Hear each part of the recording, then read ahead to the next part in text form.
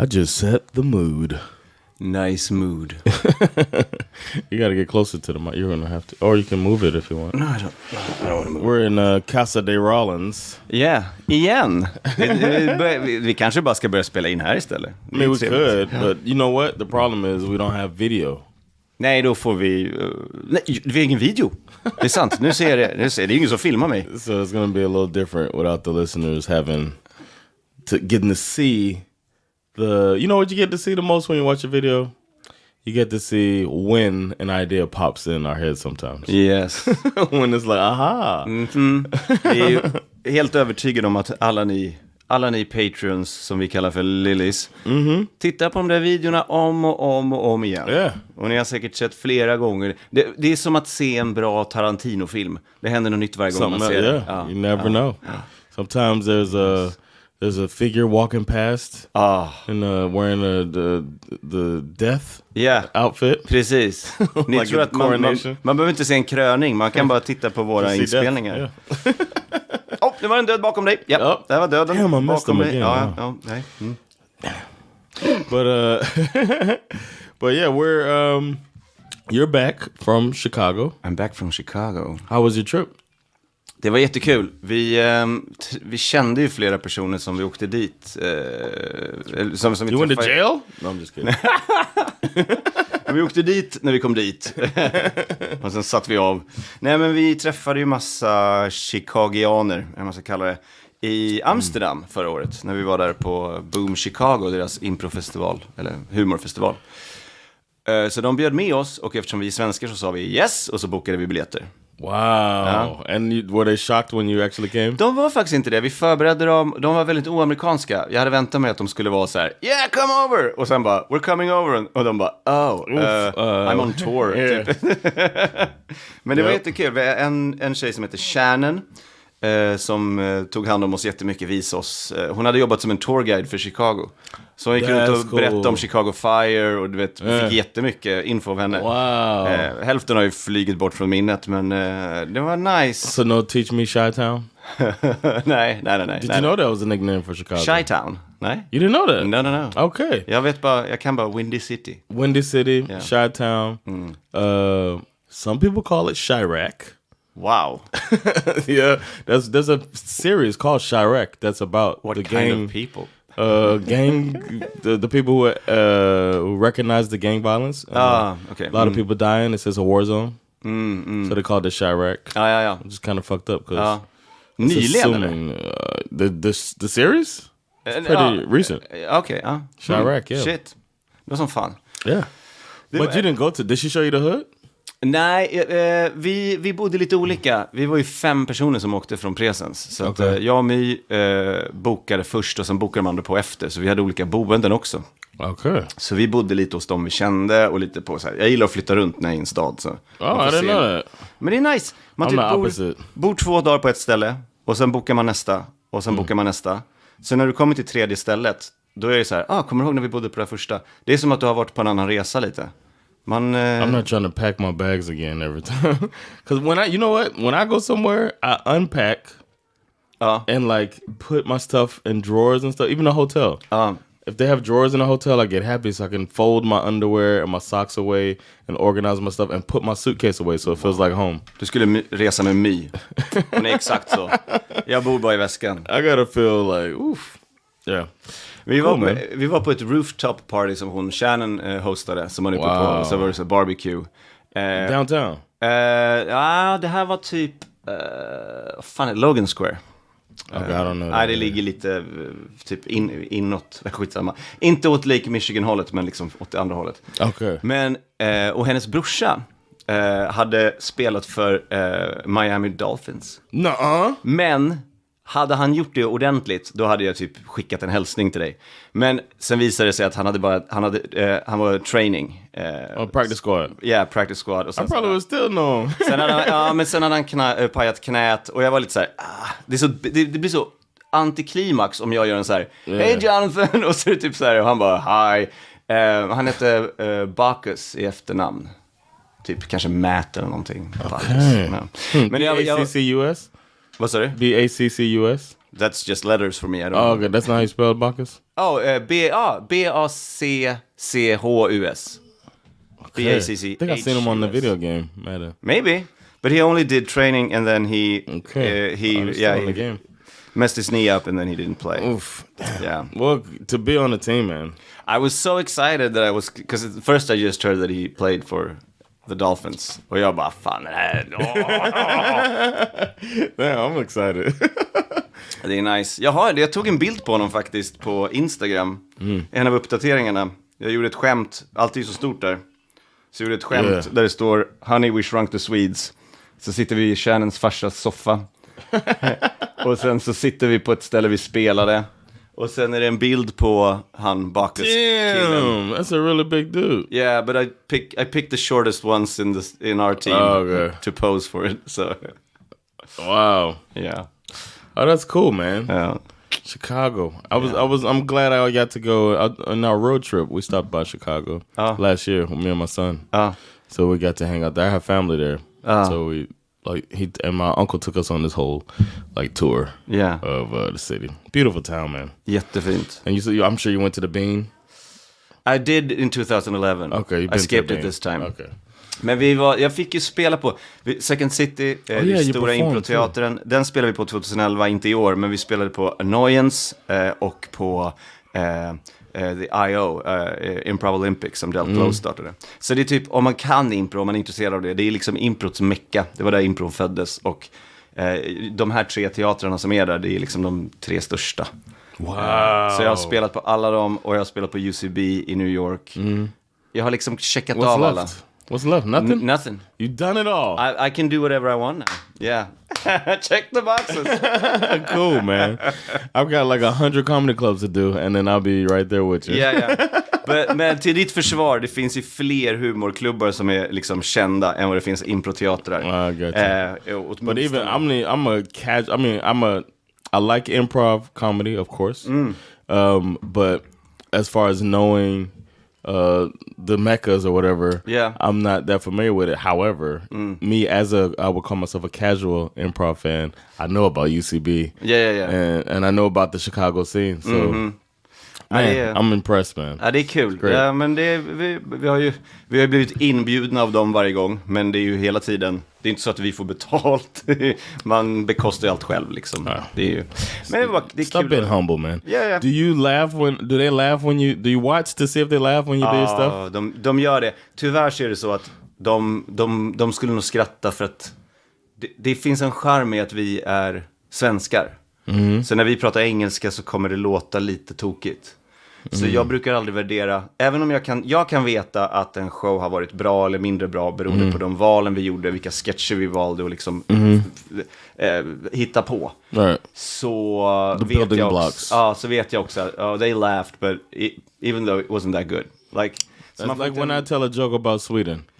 I think it's a nice position to get bekräftelse.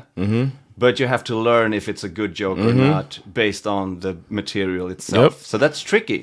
Jag tycker det är svårt för folk som vinner på att ha en grej. Till exempel att de pratar ett andra språk eller att de är liksom från ett annat land. För de måste också ta reda på vad är det som funkar liksom. Yeah, I know just what you mean. Well, you know what works? Quiz. Quizzes work. And what doesn't work, but we'll allow it, is people listening and not contributing. Vi tolererar, men vi gillar inte. But however, we do have to give them a quiz. So I guess we'll bring in the fills for this final episode of the season. Sommarlov. Yeah, man. So, let's bring in the fills. I bring in the fills. Det här är Teach Me Sweden. Det här är ju en historiepodcast och även rolig måste jag säga. Det är 2 komiker som försöker lära varandra svensk historia. En för att han inte lyssnade i skolan och en för att han är American as fuck. Jag heter Erik Broström. And I'm Jonathan Rollins. But in this episode there won't be teaching. There'll be a refresher course for all of the episodes that I've taught Eric Sweden. For example, we'll be talking about a certain person who may or may not have killed 2 people. Men det gjorde han. And we'll talk a little bit. We'll refresh ourselves on a swindler. And we'll talk about revolts against the government. Så mycket i det här avsnittet. Yes, man. So stay tuned to see how much Erik actually retained. Ooh.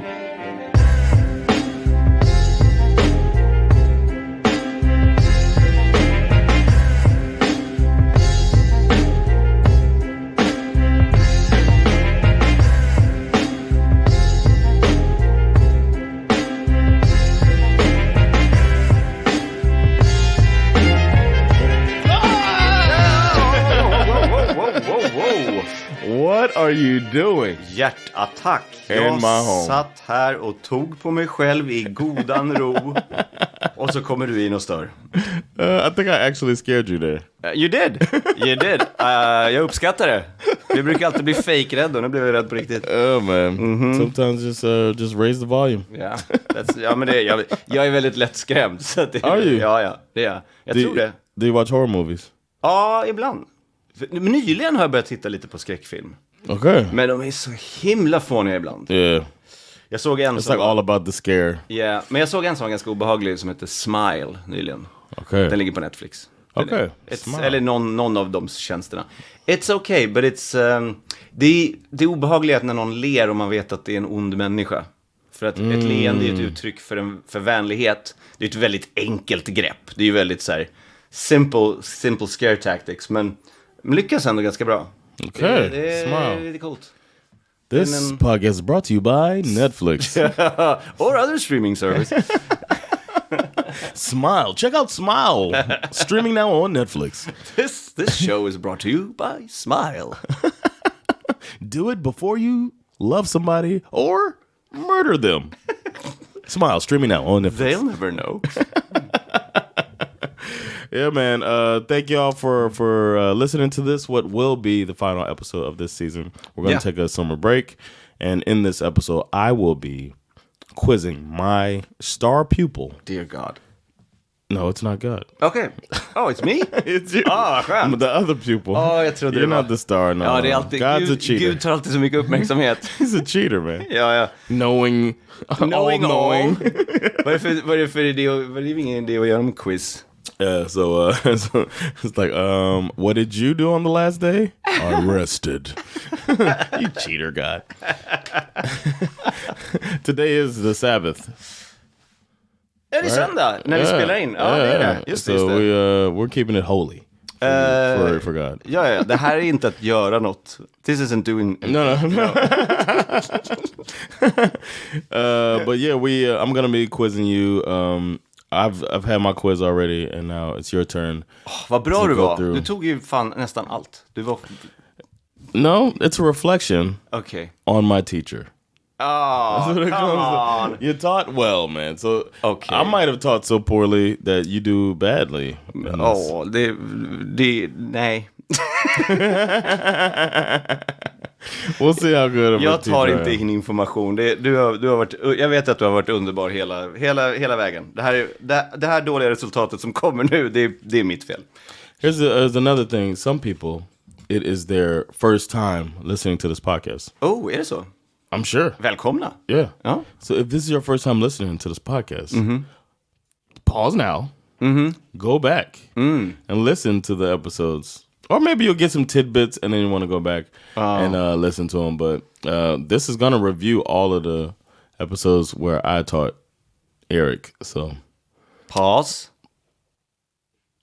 Welcome and you're back. Oh my gosh, you did it. It's been 5 years. The episodes you didn't say what the fuck is this and delete out of your podcast player, I'll be talking about them. Yeah. Or you just like, wow, those guys created something out of something. Som kommer eka i oändligheten. Yeah, de har ju hittat ett perfekt sätt att kombinera humor med kunskap. Yeah. And I want to say before we get started, it's been an honor doing this podcast with you. Detsamma, jag ser bara fram emot fortsättningen. Yeah, man. En av mina favoritgrejer att göra. And you can help us in our continuation, in our growth, by spreading the word and leaving reviews. If you are not a Patreon subscriber, some people do go to patreon.com/teachmesweden, and they give whatever they want, 10 crowns and up, and they get extra stuff, but they also show their appreciation. Others can help us by leaving 5-star reviews. And saying how great this podcast is. And spreading the word. Tell people, hey man, I heard this thing on this cool podcast about Swedish history. Eller hur? With this Swedish dumb guy and this American dumb guy who don't know shit about Swedish history. Vem vill inte lyssna på det? Det är jättebra pitch. Det är allt du behöver säga i lunchrummet. Alla kommer bara säga, vart hittar man den? A little water cooler combo. Exakt. So yeah, we're gonna get into it, man. I'm gonna go through and ask you at least two questions about every episode that I taught you this semester. Yeah.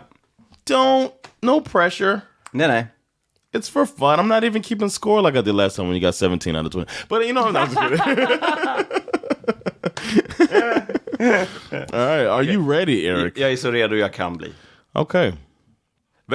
Tillägga, det roliga med de här quizen är att när man i skolan har man ett prov, då pluggar man. Det här är ju bara draget från minnet. We're not cheat. Yeah. We're not like God. Men inte så fuska. Vi hade ju kunnat lyssna på det igen och bara, för att få mer kunskap. Men det är roligare. Det är roligare att se vad vi kommer ihåg. För att det är ju liksom hela upplevelsen med att lyssna på det en gång och sen, vad är det som fastnar? Förlåt, du var precis på väg att köra igång. No, man. The first episode that I did this semester was about regalskeppet Kronan. Just det. You remember that episode? Yeah. In which millennium was the Kronan built? Jag vill säga 1800-talet. Is that what you want to say? I can't read you. I play poker. I have shades on. Okej, det kan vara 1600-talet, det kan vara 1700-talet, det kan vara 1800-talet. Vi tar i mitten då, 1700-talet. No, unfortunately not. Nej, det var 1600-talet. Yes, it is. 1600s, yeah. 1649 eller någonting. Yes, right around there, yeah, man. Är det så? Yeah. Well done, man. It was the 1600s. Typiskt. The planner of the construction, his name was Francis Sheldon. Where was Francis Sheldon from? Where in the world is Francis Sheldon from? What country? Det låter ju som en karaktär från en American sitcom, men det är ju omöjligt för att USA fanns inte då. Jag säger England för att Sheldon låter väldigt engelskt. Men jag är säker. Det är det enda jag baserar det på. Tyskland! Is England your answer? Yes. England's your final answer? Yes. I'm going to check with the judges. England is correct! Yes! Yes! Well done. Francis Sheldon from England. He was well known around Europe for his boat building. Just det, han hade byggt en del. Yeah, and those who don't know, Kronan sank. Svensk tradition. I'm gonna do a bonus question here. Okay. Why did it sink? För att den gjorde en... De flydde lite från Danmark, tror jag. Något sånt. Och sen så var det befälhavaren som bara så här, nu girar vi! Och sen så girade han. Och de andra var inte med på det, så de fortsatte åka. Så han var själv mot hela danska flottan. Och sen vet jag inte om det var någonting att han girade för snabbt och sköt, eller så var det bara att de kunde skjuta ner honom. Men det var någonting med att han gjorde en felaktig manöver. Och, det var exactly.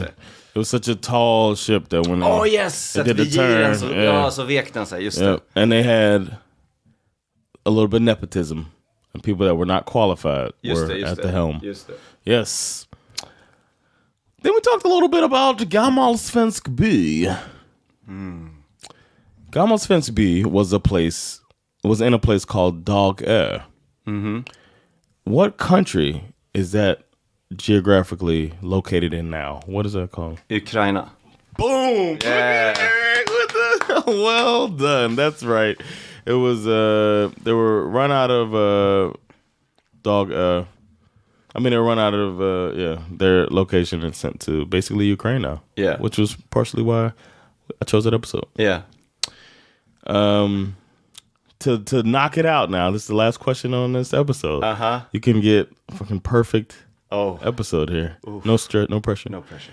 What foreigners came to Gammal Svensby and illegally seized 75% of the land from the Swedes? Det måste vara Ryssland.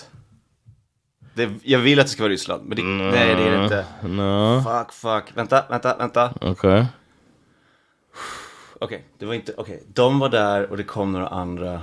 Vad fan är det som ligger omkring där då?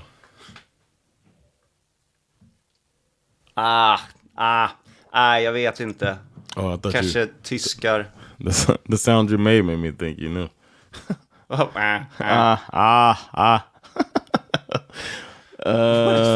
are they? I don't know. I thought you were going to do a German accent when you made that noise. Tyskland? Yes, it was Germany. Yes, okay, man. Yeah. The Germans came in and just took it up because we were joking about how, what have they ever done wrong? Right? Oh, yeah, that's right.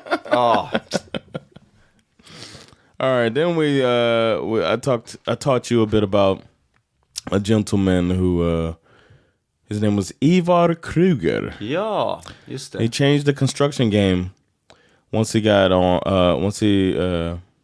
going. And one thing he did that changed the game was he bet on himself. What bet did he make on himself? He was in construction, and he did something that construction industry didn't do. Ja, han sa till så här. Jag ska se om jag kan förklara det, för jag ser det framför mig. Okay. Han sa till kunden att om vi blir klara tidigare än deadline, då ger ni oss ändå alla pengar eller någonting. Men om vi går över tiden så kommer jag bekosta det själv. Alltså att jag kommer lägga pengarna som är över tiden. Wow, Eric. Var det så? Wow. Oh my God. Wow, I'm so impressed. He would pay late fees to clients if the construction was late. Yeah. And he would give bonuses if every day that they were completed before the agreed upon date. And that changed the game. Snyggt. Before that, they would just be late. Yeah. And no consequences whatsoever. Yeah. And since then, Sweden has gone back to that policy of no consequences if you don't do your shit right. Yeah. So Ivar Kruger came out. I don't know if you remember, but this is the reason I picked that episode was because I wanted to find a swindler. Just det. And he turned out to be basically a Ponzi schemer. And he was just borrowing and telling people to get the returns. And in the end, it all fell apart like Ponzi schemes do. How did Ivar Kruger die? Ooh.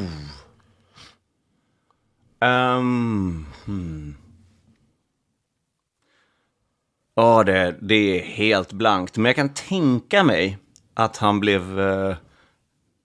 Kan han bli typ rånmördad eller någonting sånt? Det hade varit kul. Ponzi schemer that was robbed. Eller så var det bara att han blev sjuk i någon fånig sjukdom eller något sånt där. Jag skulle säga att någon av de två grejerna. Någonting väldigt dramatiskt eller någonting väldigt fånigt. Men jag kan inte pinpointa det mer än så. Okay. It was dramatic. He committed suicide by gunshot. In a hotel room. Han sköt sig själv alltså. Left notes for people, like letters for people saying I made a mess and keep my affairs in order. I'm out. Polisen kommer in och bara... And his family said they think he was murdered. Men han skrev ändå breven. Så. Yeah, exactly. Yeah. They're like, it's not his handwriting. But the gun is next to him. No, but it's not his... somebody put a gun next to him. Yeah. So that's what they say. That he suicide by gunshot, but he did die by gunshot. Okay. I would have accepted that as an answer. Fortunately... Man ska inte vara så specifik. Ibland ska man bara säga så här, well, he died. Yeah, by death. He died by death. And then we talked about Stora Daldansen. Yeah. When we learned about the revolt of certain Swedes. In 1743, there was a revolt against the government by people from Dalarna. What was the occupation of most of the people heading down to the castle to overthrow the government? Bönder.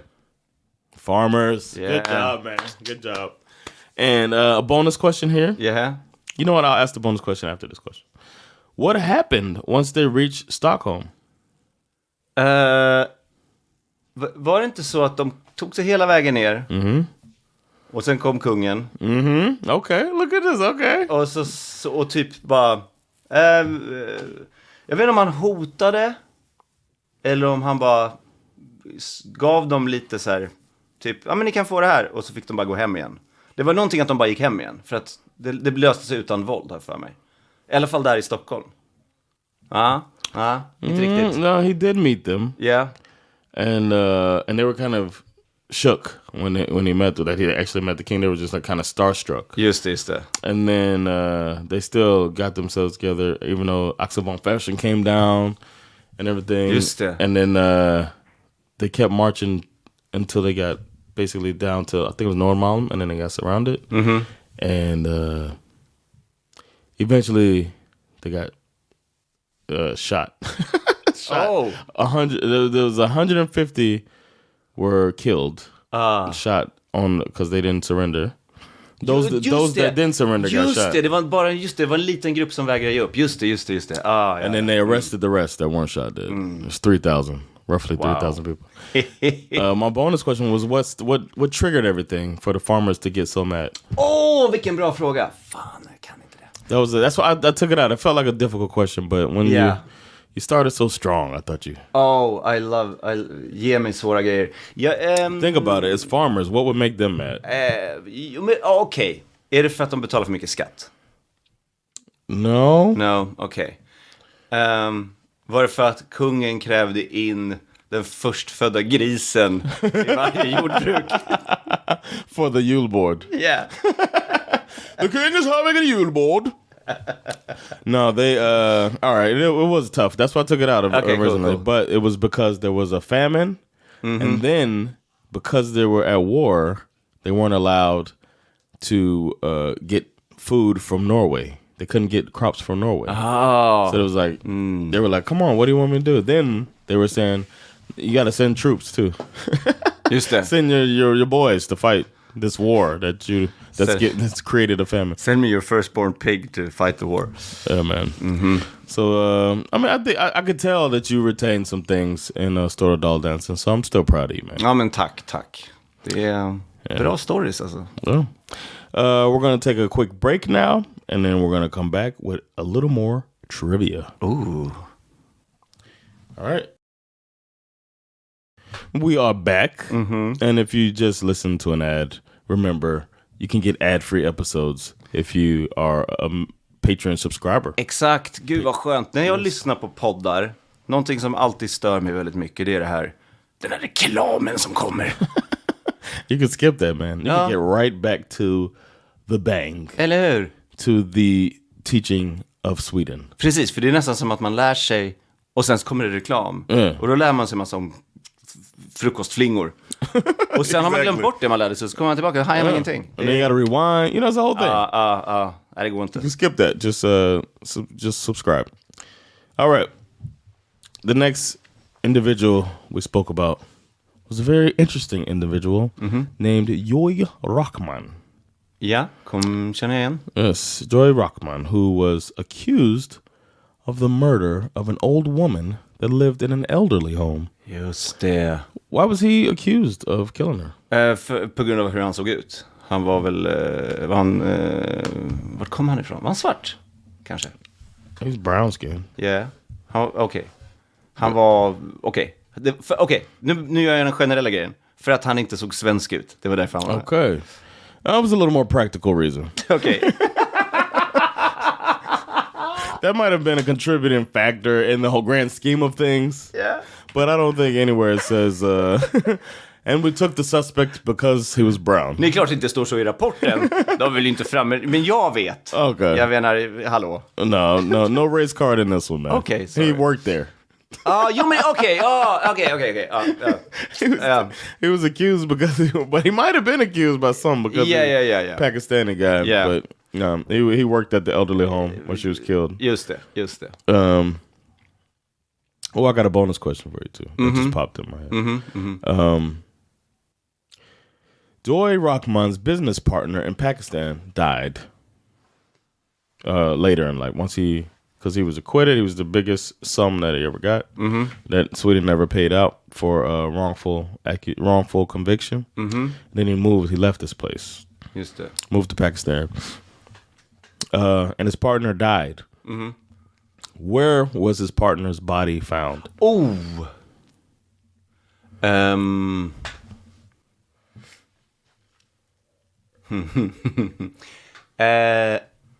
Fan, vilken bra fråga.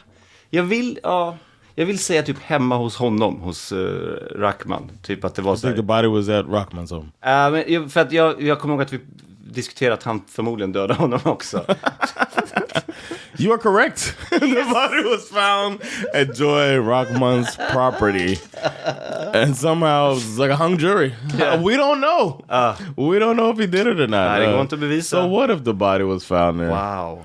Yeah. The bonus question is how much money did he get in wrongful death?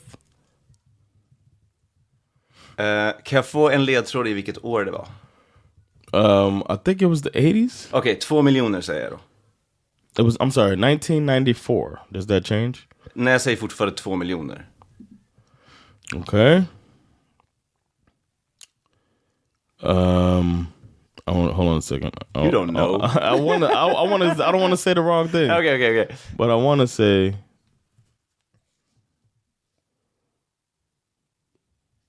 nobody's showing the number anymore. Huh. I didn't have it in my notes there because I had 2 million. I had a police report. So it was. I was just corrected. I want to say 7 million. Okej. Hold on a second. Så kan det ju varit. Jag tycker 2 låter som en bra siffra. Okay, I've looked it up. Okay. I had to look it up. Okay. I was wrong too. I thought it was 7 million. Vad var det då? And you said it was 2. It was 10 million. Oh. Which was the highest amount at the time. Wow. In 1994. Men de betalade aldrig ut, eller hur? Eller gjorde de det? He got the money. He got the money. Yeah, he got the money. I think that's why he started a business in Pakistan. You know, how much 10 million probably get him out there. Mycket. Yeah. So 10 he went out there and got that money. Herregud. 10 miljoner. Yep, and then go kill somebody. Yeah. He's like, you stole from me. He was accusing the guy of stealing from him. It's like, you stole from Sweden. Eller hur? Yeah, so that's Joy Rahman, who passed away not too long ago. Rest in pieces. Rest in pieces.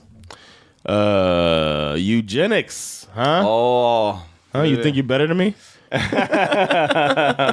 Well, according to the Racial Institute of Uppsala. Herman Lundborg, who is on your t-shirt,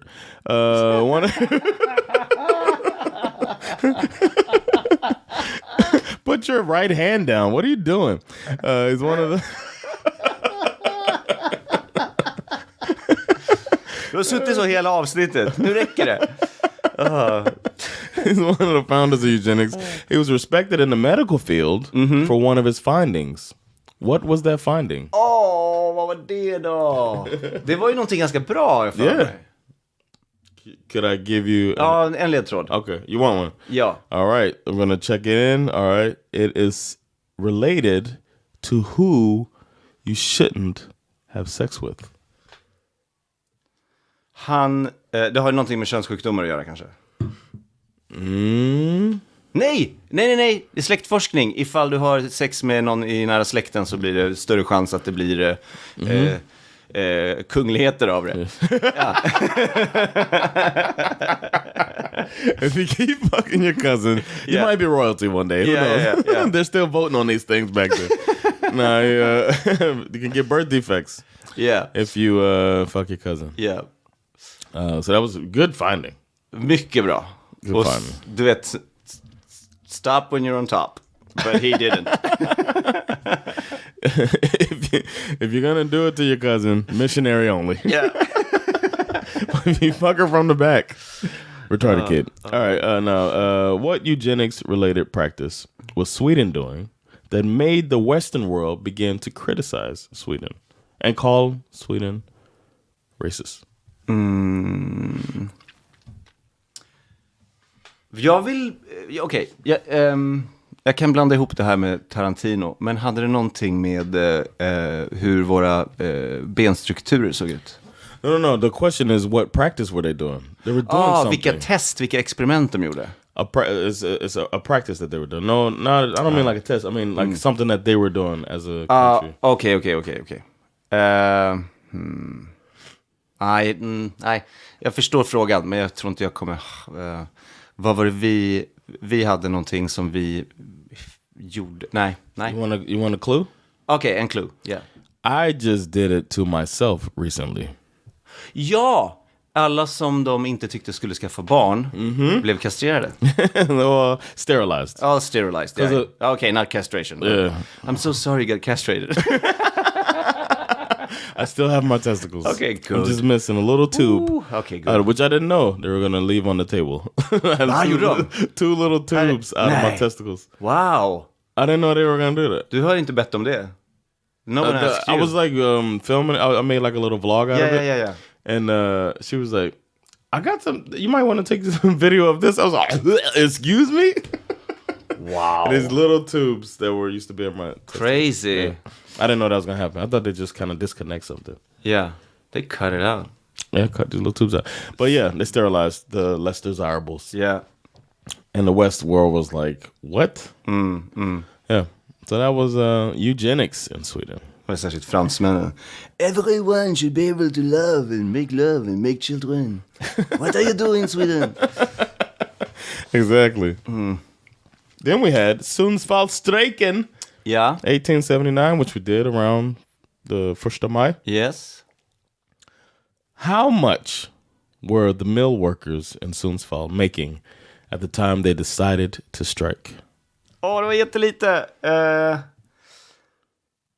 Alltså det var typ 3,50. Alltså det var så här lite. Det var några kronor bara, var det inte? Yep. I got a bonus question too. Okay. But it was 1 crown per day. 1 krona per dag. Oj. Because they were tightening screws around Sweden, so 1 crown per day. Wow. Bonus question. Okay. You can still save this one. How long was a work day? Den var för lång. Den var från... How many hours? Okej. Jag vet. Jag håller på. Jag tror jag vill säga 10 timmar. Nej. Jag vill ändra mitt svar till 12 timmar. Nej. Jag håller fast vid 10 timmar. Så här var jag i skolan. Okay. Which one you want? 10 or 12? One of them is correct. Ja, jag vet. Fan! 12 är för mycket. Men vi säger 12. Good answer. Good reasoning too. 12 is too much. Yes, and that's what it was. 12-hour workday.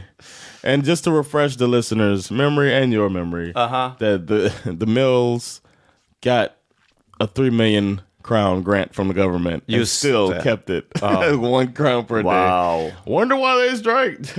Eller hur? 1 krona per dag. So they did strike, which was weird at the time, right? Didn't happen that often. How did the government react to the mill workers refusing to work until conditions improved?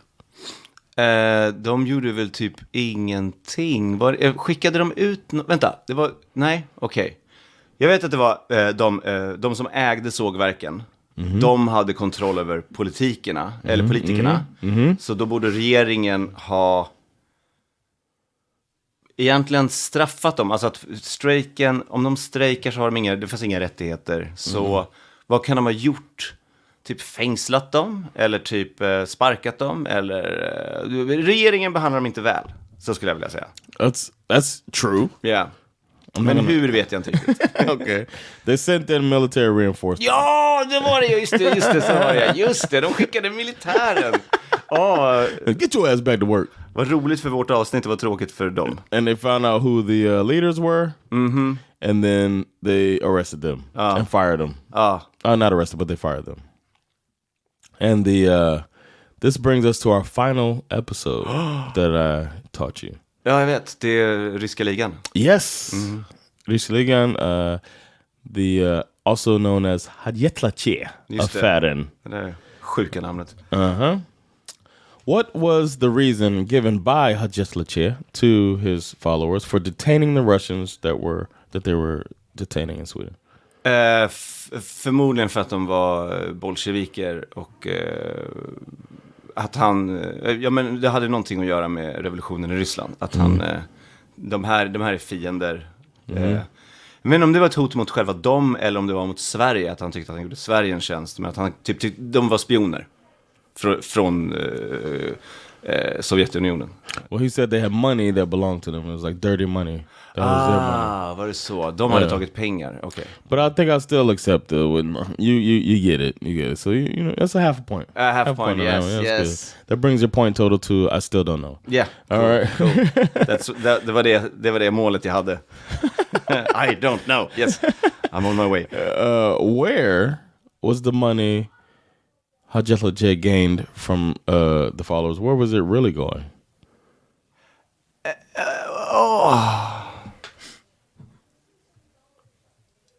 Nej, det minns jag inte. Det hade varit så kul om det var till Ryssland, men det är inte det. Det är någon annanstans.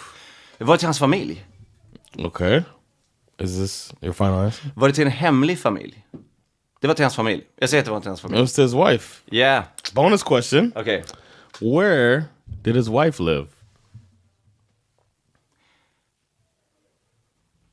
Fan vad det då? Var det Ryssland? No. Nej, det var det inte. Var fan kan hon ha bott då? Någonstans i Europa. Fan. Tyskland. Frankrike. Jag säger Frankrike. Yes, good job, man. His wife was living in Paris. Just det. He was just sending the money to her, but he had told them that he was giving them their money back. Dyra Straight vanor. up scam, man. Yeah. So that was you did well, man. Shit. Well done. I'm proud of you, man. Tänk vad man kan komma ihåg ibland. Med lite, men du är väldigt fin på att ställa frågor när jag får bra ledtrådar också, så tack för det. Men det var väldigt... It's obvious that you learned from these lessons. Kul! So I'm glad that we got to do it. Jag gillar de här quizen. Man får återbesöka alla avsnitt. Det är som att man kommer ihåg när vi har spelat in. Yeah, and then the thing that jogs my memory all the time is what we laughed about. Yeah. And it's like, exactly. Because we talked about that, and then we laughed about that, and then, Så får man man kopplar skrattet till kunskapen. Det var det sa jag i början. Wow. Kul. Yeah. All right. Well, that's it for the season. Yeah. Thank y'all so much for being with us in the spring 2023 season. We'll be back after the summer with more Teach Me Sweden. We appreciate you more than you know. So for the last time this season, it's been Jonathan Rollins och Erik Broström teaching you Sweden. Peace.